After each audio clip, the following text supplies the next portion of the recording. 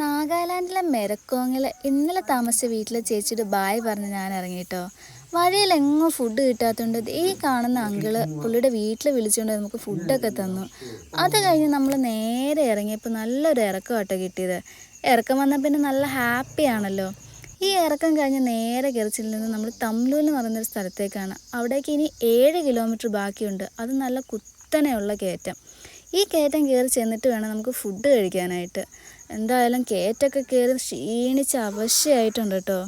At last നമ്മൾ തംലുവിലെത്തി. ഇനി ഇവിടുന്ന് ഫുഡൊക്കെ കഴിക്കണം.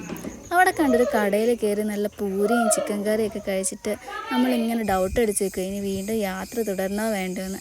എന്തായാലും പോവാൻ തന്നെ തീരുമാനിച്ചു.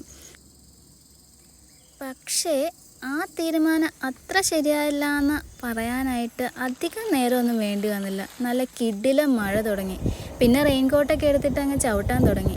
എന്തായാലും ചവിട്ടി ചവിട്ടി താഴെ എത്തിക്കഴിഞ്ഞപ്പോഴാണ് അടുത്ത പണി. നല്ല കിടിലം ചെളിക്കുണ്ട്.